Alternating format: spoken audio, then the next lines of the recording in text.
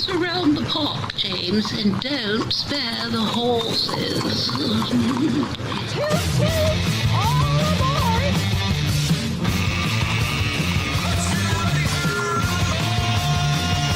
It's showtime. Indeed it is. Here we go. Showtime. It's on the Ledger Ontario Politics Podcast. I'm Dave Trafford. Welcome in. Plenty to talk about this week. And if you're following along on YouTube, make sure you hit the subscribe button as well. You can do the same thing wherever you're listening on the audio platforms, Apple, iHeart, Spotify, etc. Or maybe you're listening on the radio at News Talk 1010 in Toronto and AM 800 in Windsor. Welcome in. And just a reminder to all you radio folks who are listening, you don't get the whole show. So if you want the complete, unfiltered show, check us out on demand. All right? That's how you do it. Anywhere you find your podcasts. All right, let's get around the table. Keith Leslie is here. He is a political analyst at CHTV, and you hear and see him on various podcasts. Of course, has been here since day one with us on the Ledge. Kathleen Wynne, the former Premier of Ontario, and John Wright, the CEO at Canada Pulse Insights. Last week, Kathleen Wynne, we were spending a good deal of time talking about the Chinese EV deal, the concern that the Premier here in Ontario had expressed about allowing 49,000 vehicles from China into this market and how bad it was going to be, et cetera, and perhaps it was all overhyped. Premier Ford and Prime Minister Carney seem to have buried the hatchet over pizza, and everything's on the up and up right now, and the First Minister's all seeming to get along as far as that whole unity thing is concerned. But the question around the EVs and the auto sector, of course, strike at the heart of CUSMA. If we don't kind of pay attention to the auto sector, CUSMA is going to be part of that, but it's hand in hand, and it's almost the backbone of that trade agreement. When we look at the way things are evolving and the number of vehicles that are or are not being manufactured here in Canada, the big three no longer the big three because of the way they've moved their manufacturing mostly to the United States. The number of vehicles manufactured in Ontario down considerably in the last 10 years. And then the whole question around hybrid and EV, we can get into the conversation around whether or not the market is ready for EVs. I would suggest that the infrastructure is not ready for it. So this goes hand in glove. I'm not buying an EV if I can't plug it in between here and Montreal, in any consistent way, and do it so quickly at a high speed charge. So there's a whole other things involved in that. It's not as simple to say people don't like EVs, so we're not buying them.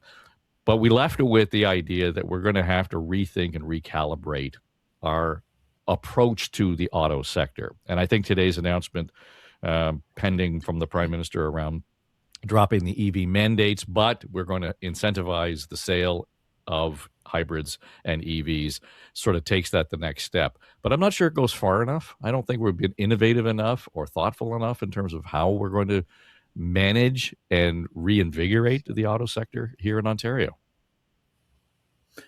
Well, I mean, I don't know all that's in the auto strategy. I think it's coming. That's what we're going to hear today. I will say that when I was Premier, one of the things we did was, as we watched the market, as we were coming out of the 09-10 downturn, and there had been enormous investment in the auto sector under Dalton McGuinty, we continued to support the auto sector, but we also wanted to anticipate where the market was going. And so we did put in place rebates for electric vehicles and for hybrid vehicles. Those were removed when Doug Ford became the Premier, which I think was a mistake, because I think it was facilitating starting a market. I agree with you, Dave, in terms of the electric vehicles. I think range is the big issue for people who live in this country, certainly people who live in Ontario. The distances are just huge, and people just don't feel that they can manage with the range in the vehicles now. But that's going to change. The range is going to change. The infrastructure will be built if the government's if the governments see that that's where the market's going, and the market, I think, is pretty clearly going there. Although I think that there's a market that's going towards that cleaner vehicle, and then there's the American market under Trump that seems to be going in the other direction, as you were saying off camera earlier. So I think that we in Ontario, we've got all this. We used to talk about residual acumen. We've got this skill set among a huge segment of the working population in Ontario, and that I think will be put to use. I think we will continue to have an auto sector. I think it is going to change. I like the idea that the federal government is going to be supporting the electric vehicle market. I think the rebates, I think it's a good idea if that's what they're going to do. And I really believe that the market is going to determine what we do here.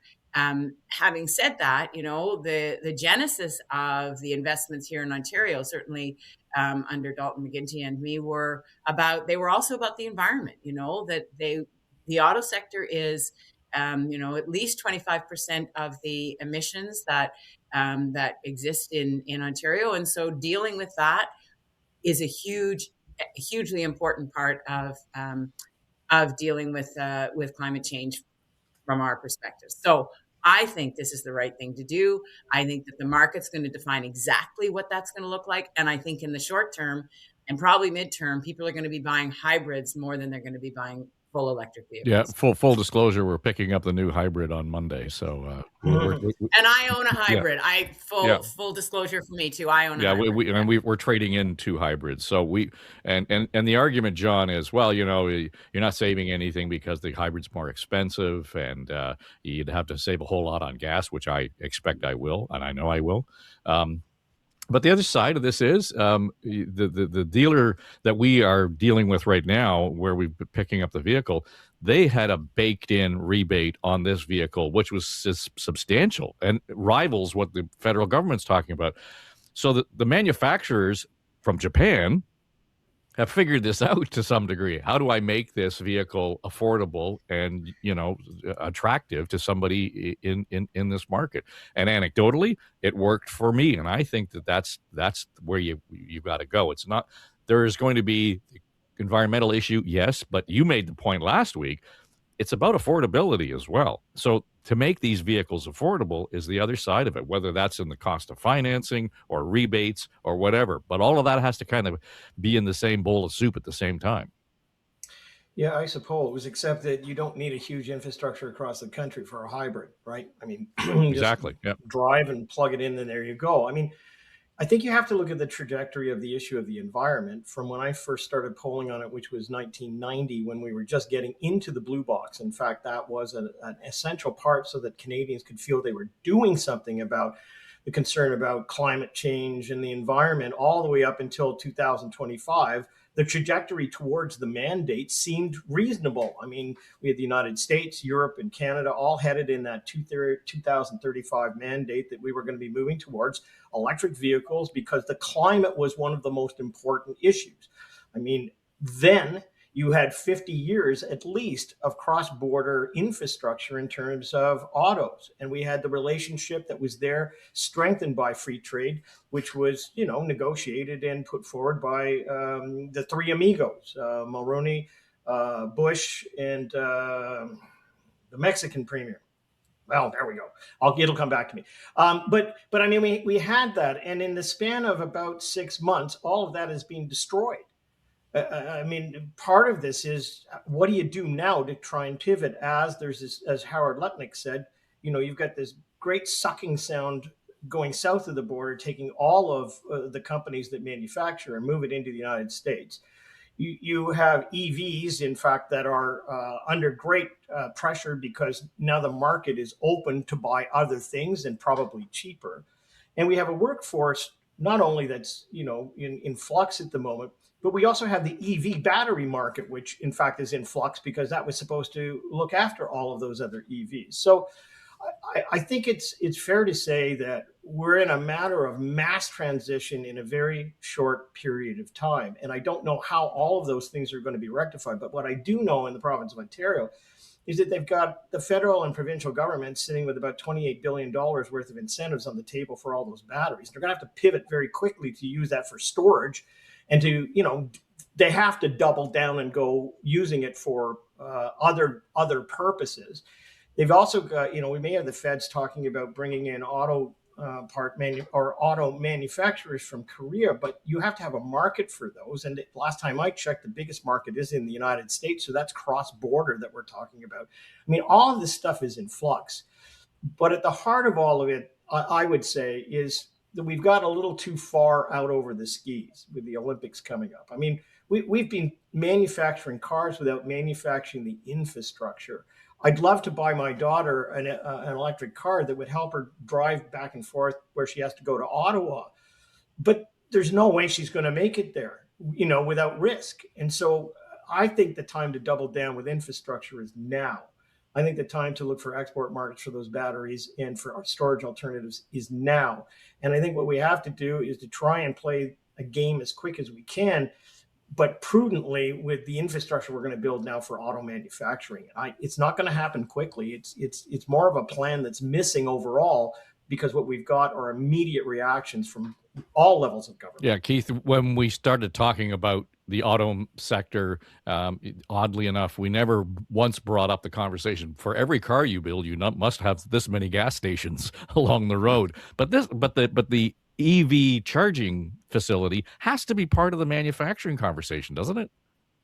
Oh, absolutely. And it's not just an EV charger. It has to be a high-speed charger, because otherwise you're going to be lined up for hours just to get to the charger itself if you're on the 401, for example. We all know that. So there's got to be a universal adapter for a charger. It has to be basically at every gas station. Where the gas stations are now, there's going to need to be as many of those with chargers, high-speed chargers in them.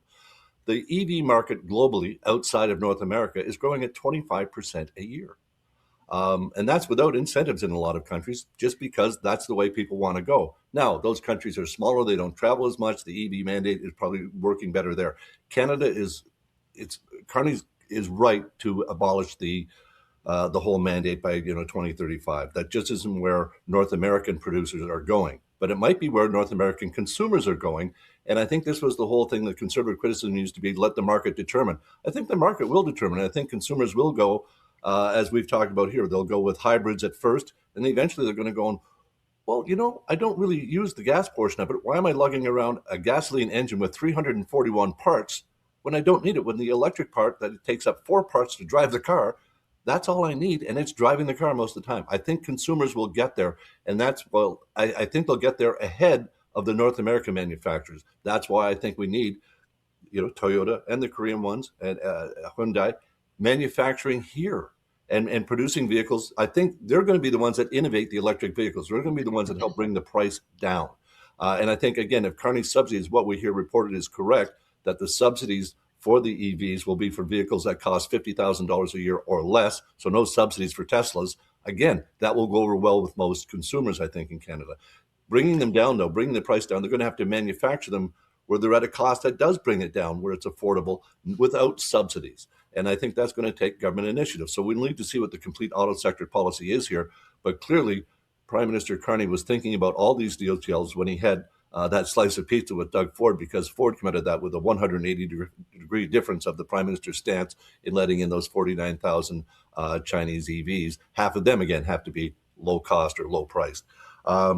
Overall, though, it's time. This has to be done. I think the market, though, is ahead of the consumers here. And I think Trump is dragging down the North American manufacturers, the big three, as we used to call them. He's dragging them into the wrong era. He's trying to hold them back, essentially, from innovating in any way, when we know we have to innovate. Electric vehicles are going to be where the consumers need to go. They're so much easier to maintain and keep on the road, so much cheaper if you're not using the gasoline, so much better for the environment, even though I will say, and I do think we need to point this out, Canada produces 1.4% of the global greenhouse gas emissions.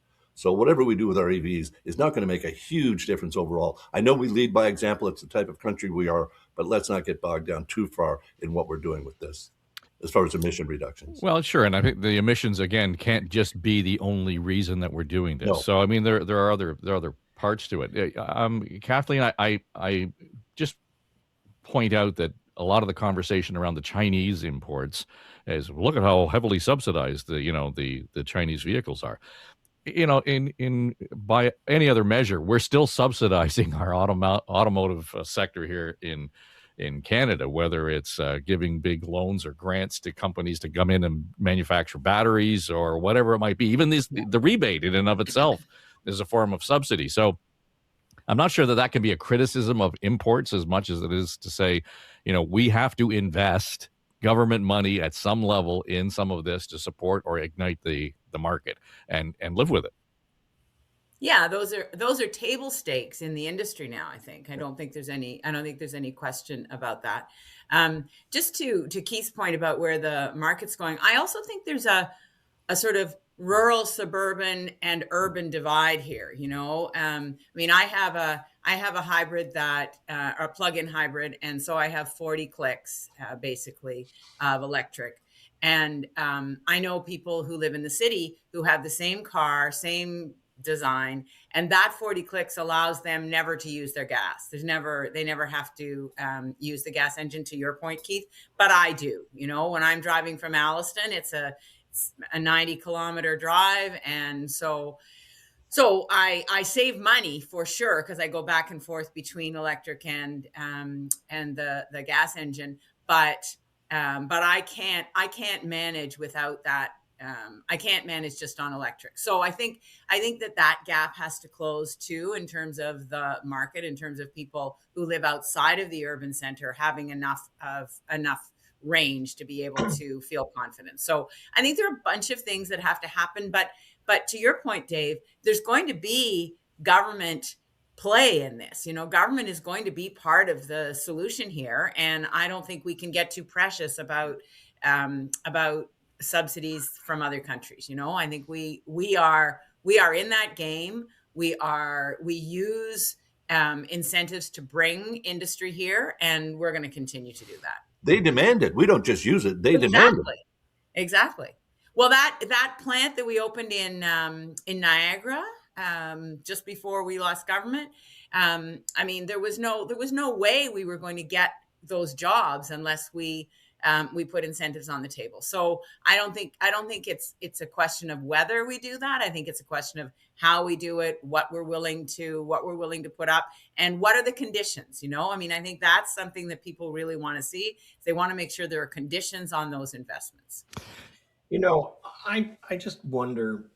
I was at a dinner the other night, and a very learned individual looked across the table and said, "You know what? Trump is just going through this, and wait till the midterms. And we've seen this in the history of the United States, where it's gone from one side to the other side, even a civil war. It's all going to work out. Things will be okay." And it's kind of like you look at the person and go, we're talking about a president here who's already floating the whole idea of nationalized vote, who's already said that he'd be better in the chair as a dictator. And he's, whenever he gets opposition to something like even the Kennedy Center, it's kind of like, okay, if you don't want to perform there, I'll just plow it down and put up whatever I want. He's on the world stage making all these changes. And frankly, if he's gone from the scene at some point, I don't see any change, if J.D. Vance steps in and then we go on this path. So there has to be a recognition that all these discussions, which I was surprised to hear, because I don't believe that. When anybody says we're going to wait for the negotiation with the current free trade agreement, there's no guarantee he would respect that. Negotiations with Donald Trump are basically threaten, back off a little bit, but get as much as you can. And I don't think that, as Mark Carney said at Davos, we should be working with the same set of rules that was before. So you look at this and you kind of go, well, what is the federal government trying to do? And what is, Premier Ford in Ontario and the rest of the premiers have to do? To use the analogy, the current world is running into a great big warehouse full of auto parts and trying to get whatever they can and bring it out and assemble a car. We are pivoting on 50 years of negotiations and incentives and a pathway through to all of the electricity that we were going to have, and we were going to have EVs. All of that is gone for the foreseeable future. Look, even in the United States, burn, baby, burn, dig, baby, dig is all around coal. The clock is being turned back. So I think the discussions we have to have are really, again, going back to what the Prime Minister said in Davos, is the now. This is the now. I mean, he's out there basically peddling submarines to the Koreans, and on the side deal saying, look, if we buy these, do you want to set up a plant so that we can do a double deal and we can keep our auto, people employed? So we can talk about infrastructure, but unless it actually fits with a national scheme to get jobs and to make us independent, it's not going to happen. Like, we're in a transition period here that might last years. So I guess I come back to this and say, we have to first of all recognize, as the Prime Minister stated, that the world order has changed. We are not being in the same era that we were, and we're not protected by that in Ontario. So working with that, what are the things that we need to do in the next 18 months or so to start shoring up that stabilization so that we can pivot to other parts of the world? So the discussion you've got to have is not just about making parts and vehicles here, but where do we export these things to? Like, do we get them across the border? Well, maybe not. Maybe they're tariffed. Maybe we send them to Europe. So again, I don't think we can have time to have the discussion about, well, if we can get this, across the country, if you can do that there, then it's going to be, palatable to consumers, when in fact everybody is hyper scrambling to get things done right now. So, but John, don't you think that's exactly what Prime Minister Carney is trying to do? That's exactly what he's doing. He's saying, I'm not going to march to the tune of the President of the United States. We're going to do what we know needs to be done, given the facts of the market, given the facts of our strategy and our skills here in Canada, and we're going to make our own success. I think that's what I hear him saying.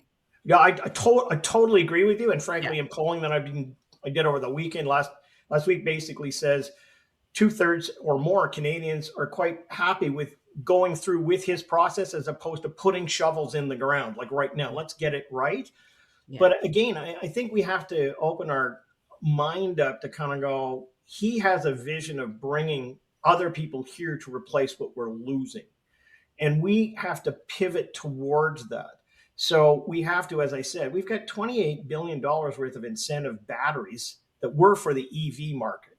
So if we don't have the cars, what are we going to do with them? We have to begin doubling down right now and looking at export markets. We have to look at all kinds of other things for storage and secondary use of those batteries. That's the kind of thing we have to be doing now, I think, as opposed to trying to figure out how to get a car that's an EV from here to Ottawa. Do you see what I mean? Like, it's a matter of priority. And I think this is the thing we have to realize, that to negotiate these things with the administration next door, we should pretend right now that that's not going to happen, and that we need to get to business on what we have right now, instead of, this is what we did for the last decade, so let's continue doing it. So, and I don't know what that is. I don't know for sure, but what I do know is we've got a lot of investments and a lot of people that need work right now, and we need to be focused on those things. Yeah, Keith, when we talk about that against the backdrop of the auto sector, and again, that's a huge part of the free trade agreement among Canada, the United States, and Mexico. As John talks about this, I begin to reflect on the language around this right now, and the media is saying, well, you're going to renegotiate CUSMA, and the Prime Minister is very quick to say, we're reviewing it. It's a review of CUSMA, and he's trying to frame that in terms of around expectation. Absolutely. But my question is, we've talked about, does Canada and Mexico go it alone, and we've kind of played with some of those things. At what point do we enter into conversations where maybe the auto sector is not part of the free trade deal? Well, it's really not, is it? I mean, the Auto Pact was its own little separate entity, and I know it's enveloped into CUSMA, but we're going to have to stay focused on the auto sector as part of this review. And I think the Prime Minister is very clearly laying it out. It's not a renegotiation at this point. I mean, it's a review, and a review means we're waiting for Donald Trump to see what his latest opinion is of the deal that he signed in the first place, and whether he intends to think it's still a horrible deal, or whether it's something that he's willing to, he sees some holes he wants to negotiate, or whether he just wants to write it all off. No one knows at this point, and I think that's to the point that the Premier just made, that's why the Prime Minister is not counting on this. He's looking at new markets, new ways of doing things, new ways to manufacture whatever here, new ports to be used here to get to new markets. That's all the big plan. And as you say, we're not seeing a lot of shovels in the ground yet, and there's some criticism for that. But for the most part, people seem to like the plan, the 3D chess that's going on here. Okay, Eby doesn't like this. Well, Smith doesn't like that. Well, let's see if we can get the two of them working together. And to see, I think the attitude of Wab Kinew with the Crown Royal fight with Doug Ford is perfect. Just, taking out his glass and catching that bottle as it's poured out and just saying, this is how you fight about something in Canada. You do it with a bit of a smile on your face. But for the most part, we're seeing a united Canada, strongly united, not just amongst ourselves, but united for a large part behind the Prime Minister. That's pretty rare to see a Prime Minister with a 51% approval, well, the party at 51%, the Prime Minister himself up into the 60s. That's kind of stunning. I mean, it's not the way we usually do things. So he's clearly doing what Canadians feel that needs to be done, or they don't see another alternative. We don't see someone else who would have come in with a better plan. I don't see a better plan being enacted by any other countries in Europe in particular. What's going on here? The whole world seems to be turning and keeping a very close eye on what Mark Carney is saying and what he's doing. And I think Canadians are taking some pride in that and realizing this guy knows what he's doing. And again, who else could do a better job at this point in time, especially when dealing with the ruptured world order, as he describes it, that Trump has left us with.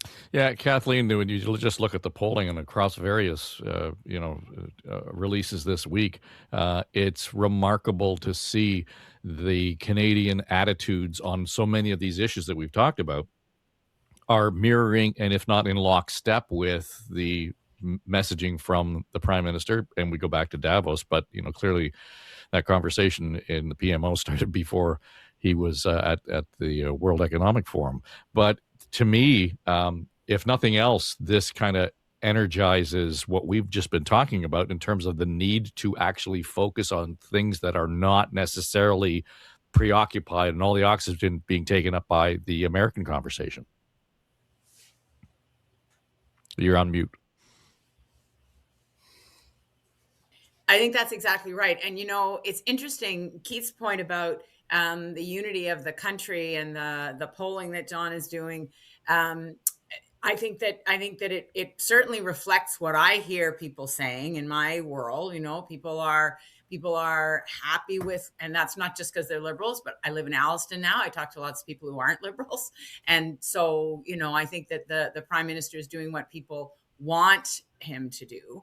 But it's interesting. I was on a panel with Jason Kenney at the beginning of January, and I made this point, Keith, to the point you're making about the unity in the country and the enthusiasm for the Prime Minister and kind of moving in lockstep.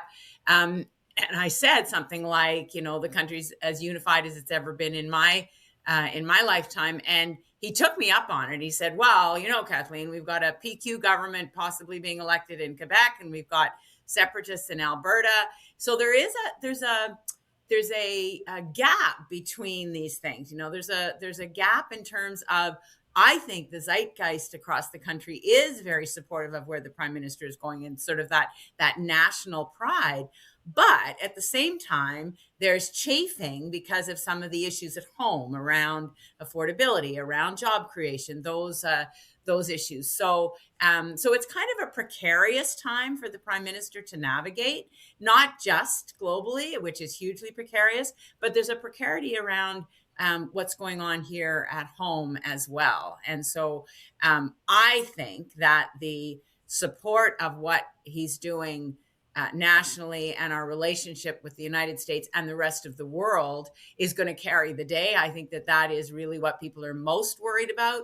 But there are these other issues, Danielle Smith talking about wanting more control over the judiciary yesterday. She's going in a different direction than a lot of us would want to go in. So I think there's a bit of a contradiction in terms there.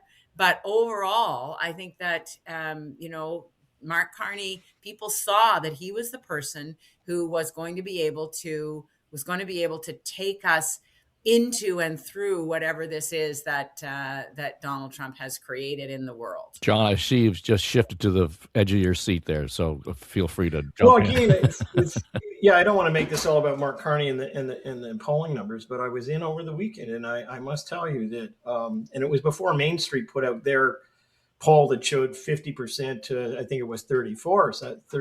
So I get the data back in on Monday, and I take a look at it, and I go to the vote question, and there's ways in which you calculate and weight the vote question. I look at it, and it's 49 to 32 for the Liberals, and I went, there's a problem with this data. Like there's a problem with this data. It can't be that high. And I shifted over to the guys who do all the SPSS weighting and everything. And they go, no, it seems everything's okay. And then Main Street comes out and shows, 50-34. And so I'll wait for a few more polls to kind of show that is in evidence. But the other questions underneath it, 71% of people in this country view Mark Carney as a unifier as opposed to a divider. Mm-hmm. I mean, if you want to speak broadly, I did, in a very sophisticated way, take the statements of Daniel Smith and of Premier Eby and put them in such a way to let the public judge whether there was some agreement with the statements, whether it be about treason or accepting the views of that this was the rights of people to negotiate. And broadly speaking, there's probably 80% on board with Eby's perception rather than Daniel Smith's perception. Mm. On all of the other measures that I've looked at, whether it be about shovels in the ground or where the direction of the country is going, you get roughly 70%, 2/3 to 70% on board with the Prime Minister. Okay, so take that into consideration, that if you're a conservative, and if you even look at the polls and you get, let's say, 39% support, it means that this Prime Minister has 65% or more support on the other end of that, which means it's eating into the very people who say they might vote for you. So Mark Carney is the man of the moment. I've never seen numbers broadly this way. Even the separatist sentiment, which I've also tested, shows, you've got 19% hardcore in Quebec for separation. You've got probably 23 to 30% in Alberta, which is significant in and of itself, but it's not the majority of people across this country. So we reach a moment in time that is very, very rare. We've got a Prime Minister who, as I said last week, juxtaposes Justin Trudeau and Katy Perry on one side of the hall, and this Prime Minister on the other side of the hall with the Davos leaders, and kind of going, wow, that was an era we went through, and here we are today. So you're absolutely right, Premier. The country is behind this Prime Minister. The country is patient for this Prime Minister, realizing, except for about 30%, that before shovels get in the ground, we got to get some homework done. But we also haven't come to the point where we've got a visible plan. Do you know what I mean? Like, it's kind of like, what is the plan for our country moving forward? I think notionally the public knows what it is, but I think that's the next step. And I would argue that if I were advising the Prime Minister today, I'd say you should be looking at a spring election. You should go with a platform that gives direction to the country. There's no reason not to do it when you've got the NDP provincially, even jumping to your ship. But if you want a mandate from the public, the spring is when to get it. And that's when to put forward a plan that this country should get behind, because right now there doesn't seem to be all of those pieces. So, Keith, let's flip to that John just alluded to. I mean, what the hell's going on with the NDP caucus? I mean, Dolly Begum deciding not only is she leaving the caucus, she's going to run for the Liberals federally. Didn't really, signal that in any obvious way to Marit Stiles before making this announcement that she was going to, be the candidate to replace Bill Blair. That just on two levels says a lot about the NDP federally and provincially. Absolutely. Marit Stiles was clearly broadsided by this and said she was heartbroken and didn't see it coming, whereas the acting federal leader just went nuts and said, this is a traitorous act and leaving the party and all that kind of stuff. I can see as a New Democrat why she wouldn't want to run federally as a New Democrat. But blindsiding your leader like that to go over to join the Prime Minister who needs, one more member to get his majority, that's a pretty big deal not to have discussed with her ahead of time or to have made it very clear what was going on.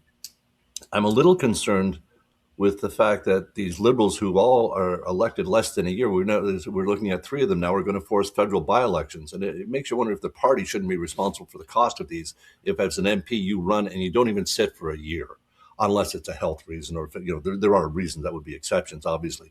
But if it's political motivations, as we're seeing here, Bill Blair failing upwards yet again and leaving his MP's job. Because let's face it, this stuff going on with the Toronto cops might have been going on when he was the chief, right? It goes back a ways. It's not new stuff that's going on. It's shocking, but it's not new. Christopher Freeland, less than a year. I got a new job. I'm out. What are the costs of these violations? They're huge. And as I say, just for political expediency, I think there should be some kind of punishment. I'm really, incensed by this. And then we got Nate Erskine-Smith. He's going to have to resign and force a by-election because he wants to run for the Burgham seat in the Ontario legislature, and he can't be an MP while a candidate for the provincial legislature.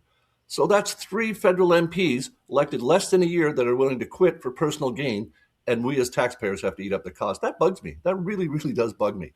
But the political machinations behind that, the Liberals trying to lure anyone they can, the federal Liberals trying to lure anyone they can over, that makes sense. They need the numbers right now. And especially, I don't think, I know John thinks that, it's very favorable for an election, but I don't think the Canadian voters are ready for another election. And I think the Prime Minister would risk that overwhelming support he seems to have now on most issues by calling an election that's not necessary if he can get his majority this way by enticing 2 or 3 others or having by-elections and taking the seats.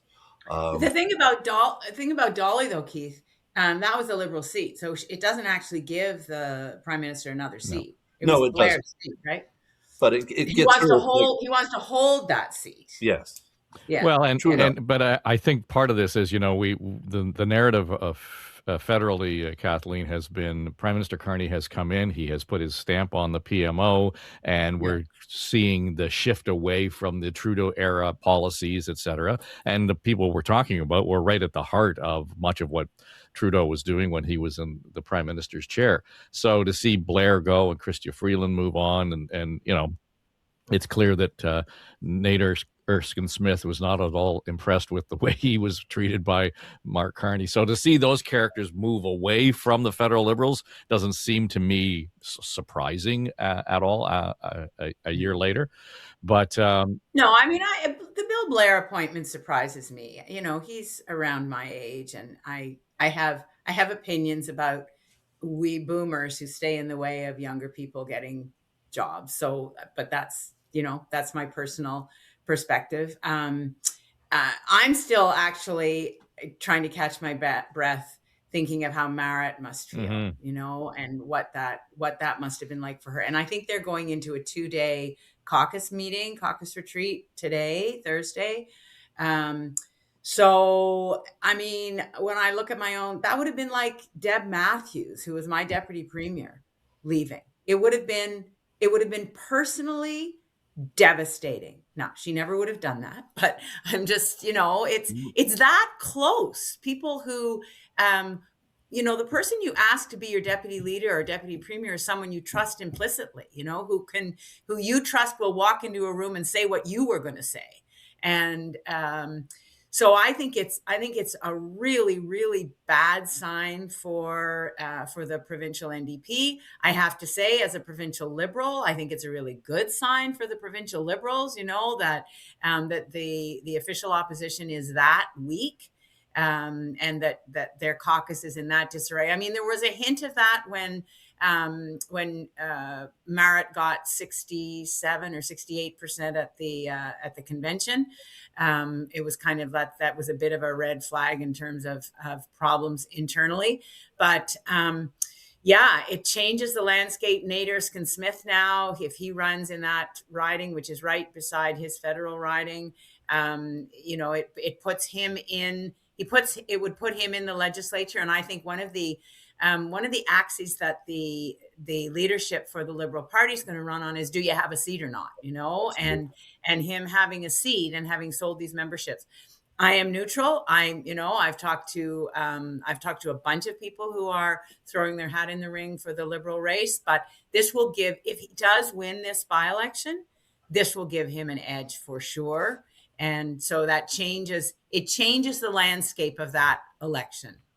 from my perspective. So let's just stay on that for a second, because the energy around that just seems flat as far as where the Liberal leadership is going, because there doesn't seem to be any kind of solid direction, or there may be people who are considering it, but there's nobody who's jumping up and down. There's no Brad Bradford on the Liberal side of things in Ontario saying, I think it depends where you sit, Dave. Sure. I think it depends where you sit. From my perspective, there's lots of churn. There are lots of people who are very enthusiastic and who are getting involved, but all of that's inside baseball yet. Mhm. It just hasn't landed. So people on the outside of the party are not seeing it yet, but there's some really good people who are thinking about doing it. They're talking about policy. They're organizing, so I think there is internal, from my perspective, I wish it were going to happen sooner. I wish we weren't waiting as many months, but because we're waiting, some time now still, you're not going to see that enthusiasm until people have landed. And I think this change, if Nate does if he does get a seat, although I think Doug will hold off calling the by-election. He's not going to call it right away because he doesn't want to do Nate Erskine-Smith any favors. But I think if he's there and he's more vocal and the light is shone on him, I think you'll see more of that internal energy become external. Yeah, John, Well, it's quite something, Dave. The Liberals without a leader. I was just going to say, yeah, 34%, and the Exactly. NDP, the official opposition, about 17. Yeah. Man, that's got to sting, especially as you say when your deputy leader then walks away to the Liberal Party federally. Wow, that's some stunning, and it shows the state of the NDP. That even after forming official opposition less than a year ago, or about a year ago now, they're basically tanking like the federal NDP are. It shows where the momentum is, Keith, and Yes. that's Dolly did not see momentum in the provincial NDP. Clearly, didn't see momentum in the federal NDP, and has gone where where the energy is. And I think that that's a damning statement on the opposition at Queen's Park. John, you'll have a better sense of this, though, than most in terms of the resilience around the Liberal numbers. And I realize, we talked about the efficiency of the vote and all that kind of thing in the election, why they didn't translate into more seats. But I find it remarkable that after this many years, that the Liberal numbers are that strong right across the province. I would have, guessed 2 years ago we were just going to see the slow leak of the balloon and kind of fade away, but that hasn't happened. No, every party has their core, right?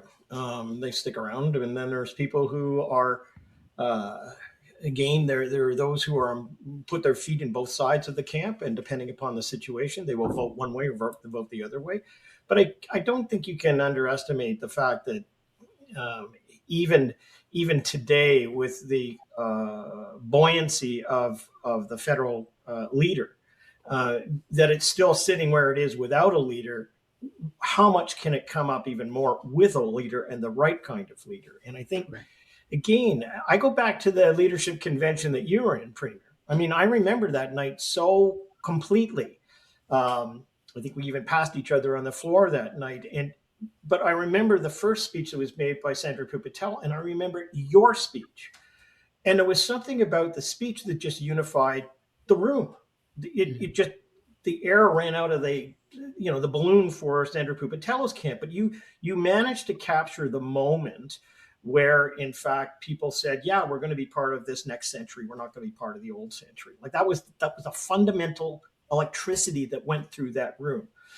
And I think, again, we haven't had that with the provincial leadership, but we do have it in a way by proxy with the federal leader, right? Like that's exactly what's happening now. So to have the deputy... That's where the brand is strong, right? Right. The brand bleeds into the provincial party. And that's what I was going to say here, because I know that you've got the deputy leader of the NDP jumping over into another seat. In the old context, that would have been, well, what's in it for you? But this is a call for all hands on deck. And you have a very competent prime minister who people want to be with. So the question to me is more of, how much, and Dave, I want to go back to your question. There is a resiliency to this brand. After all, it has been, a governing party for century. and more, and it has that resiliency. Federally, the question comes down to who, in fact, is going to lead that party, because right now Mark Carney is that party.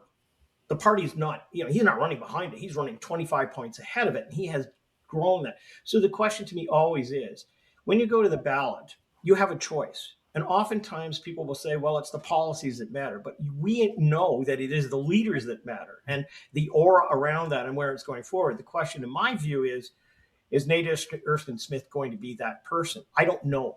I really don't know. But what I do know is that right now, there is an opportunity for the Liberal Party in Ontario to begin to build the blocks off of what's going on federally.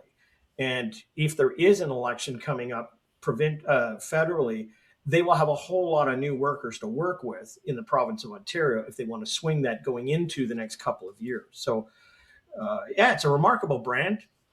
It's had lots of experience, that's for sure, but it also is incredibly resilient. And right now it's being pulled forward by a prime minister and a vision that people have bought into. Well, but even at that, John, though, while the federal Conservatives were meeting in Calgary last week, the provincial Conservatives were here in Ontario, and the Premier making it, abundantly clear that he was going to hang around and run. He wants a fourth majority. So, even as resilient as the Liberals are, he just seems to be impenetrable.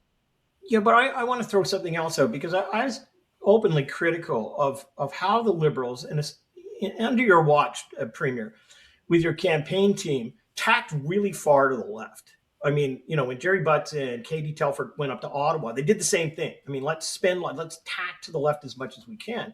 It's kind of like, oh my God, I understand what they're trying to do, and that is to cannibalize the NDP vote so that at some point it becomes more binary, right? Look what we have.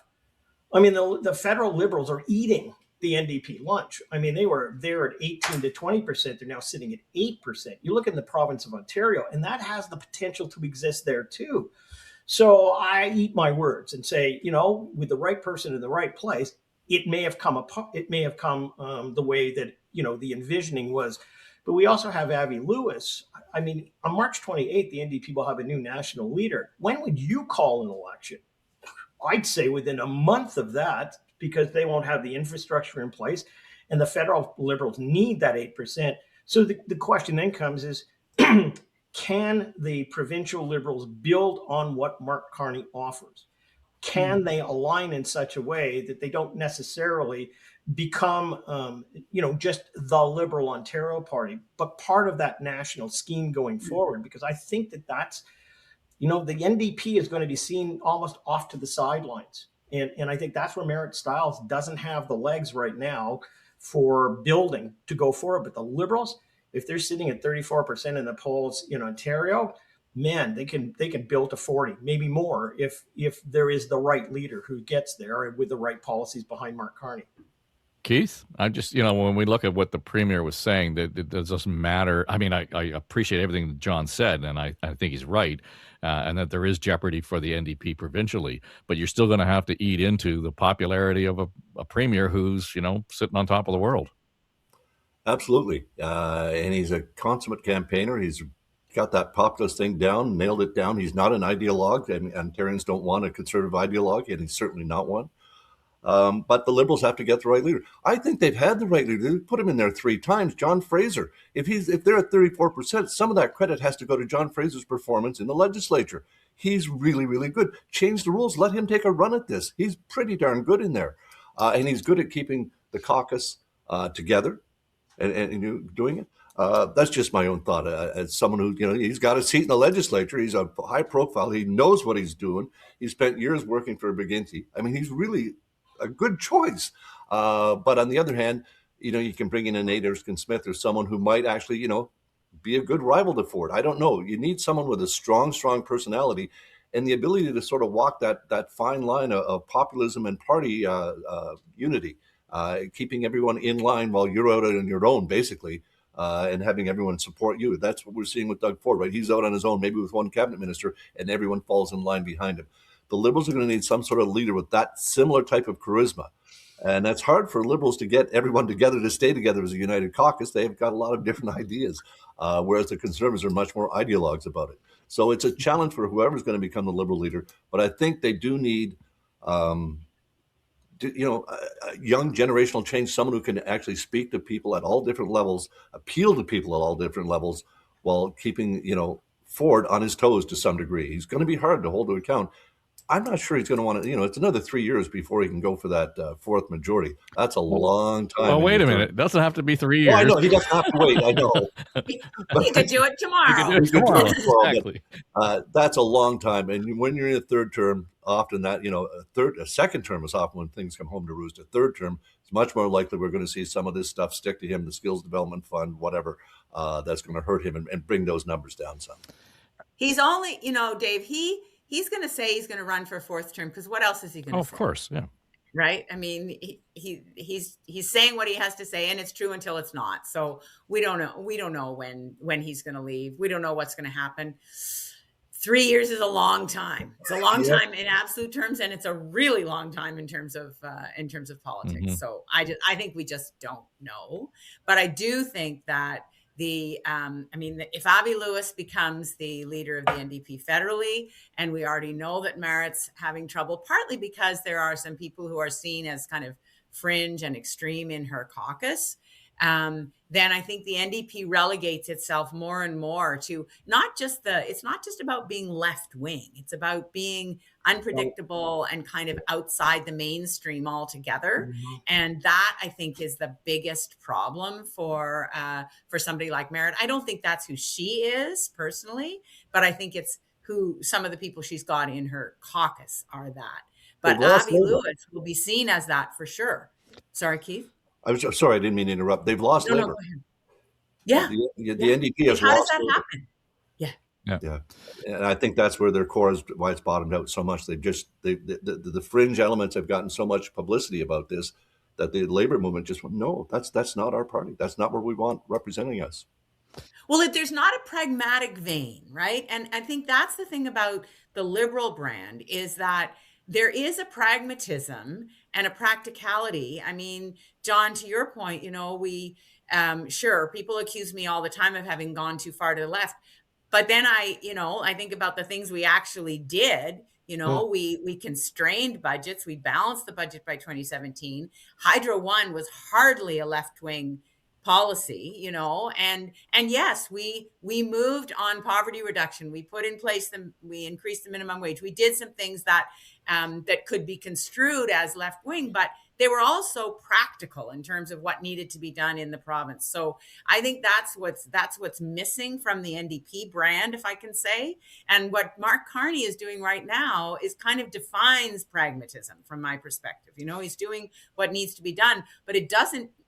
All the things he's doing do not necessarily fit into the traditional liberal ideology basket, right? Well, I think the other thing that's missing in the province is a clear view of where we're going. I mean, I've said this so many times on this podcast. We're dealing with a politician who leads this province who's very retail.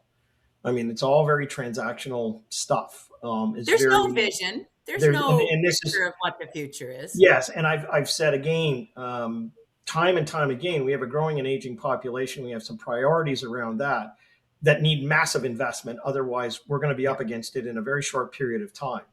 And it's kind of like, well, if you're not going to raise taxes or have a health surcharge or whatever, and you're not going to have an articulated strategy on some of these huge issues that are coming down the pipe, like it's predictable because it's demographics, then you're not taking advantage of the ability of political capital to move things forward when they need to be moved forward. It's a void that, in the same way that Mark Carney has filled, where the country now has a vision of where it has to go, that the new leader of the Liberal Party in Ontario is going to be challenged to do the same. I mean, it's going to be a very different world, but it's going to be a world that has to have a sense of where it's going. And unless the Premier and the Ontario government, have that kind of thoughtful framing of the future, it leaves that open to the provincial Liberals to do it instead. Dave, I know you want to move on, but I have to say this, that when I say there's no vision, and you guys know my start in all of this was publicly funded education. You look at what's going on in our colleges and universities now.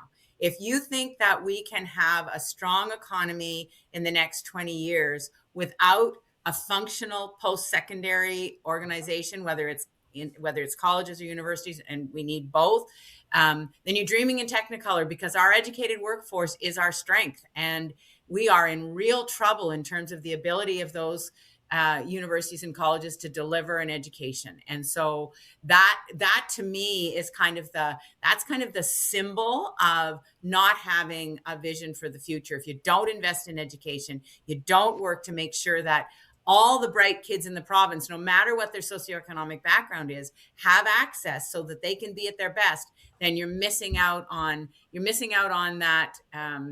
that strength into the next 20 years. So that really concerns me. Well, that and hallway healthcare, they made no, he doesn't mention that anymore. That's gone up. The healthcare, the hospitals are borrowing money from the banks to try and balance their book. Healthcare and education in particular are two vulnerabilities for this government that this premier has somehow managed to it just rolls off him. It doesn't stick to him for some reason, but it will eventually, unless there's some increase in funding, drastic increases. It's way underfunded at this point. There will be ramifications and there will be political costs for this unless the colleges, universities, and public schools and the hospital system are given substantially increased funding. And I know they'll come back with their talking points. We've spent more for nurses. We've done more for. So what? The population increases, the inflation, everything else. They need way more money. Before we go, this week, Stephen Harper was feted in Ottawa for his 20 years since he was elected prime minister, etc. And they were talking about his official portrait and the things that were in it. And I just wanted your perspective, Kathleen Wynne, in terms of what kind of input did you have into your official portrait at Queen's Park, which was unveiled in 2019, I think? 19, yeah. A lot. I had a lot of input. And in the same way that Harper's portrait has John Moore on the radio called them Easter eggs, these little things hidden, not even hidden, but in the portrait that had meaning. So there's, I've got running shoes there. I've got a book on Richmond Hill. I've got pictures of my kids. I've got tulips in the background, because I lived in Holland for 3 years, and that's where I got my sort of start in thinking about public transit. Anyway, there are all sorts of little things that are meaningful in the portrait, and I loved doing it. It was very fun to decide what it was that I was going to signal or try to remember. I got my portrait done really quickly. I think it's interesting. It's been years and years since Harper was in office, and I wanted mine up really fast because there are so many little girls who go through the legislature, and there were no women on the wall. And regularly I have people say to me, I took my daughter and she stood in front of your portrait. And just last week, a woman said to me, my daughter was standing there and she said, "Mommy, there's a lady on the wall," So it's a very fun and kind of gratifying process, actually. Yeah, there's a scarf or a kerchief. There's a scarf on the chair. There's a scarf on the chair. And I said in the speech that I made when it was being unveiled that it was there because my staff had at one point, they'd gotten on my case about wearing too many scarves and should I wear scarves or should I not wear scarves? And there was this whole debate among my staff. It's like, give me a break. I am going to wear scarves if I want to wear scarves, and just piss off. This is my decision. Anyway, so it was a poke in the eye to the old staffers. Is that what it was to my staffers? Like, leave me alone. Yeah. Very good. All right. Well, let's leave it there. And thanks for being here this week, Kathleen Wynne, John Wright, Keith Leslie, and Mr. Hudak is otherwise occupied this week, but promises he'll be back in the chair with us next week.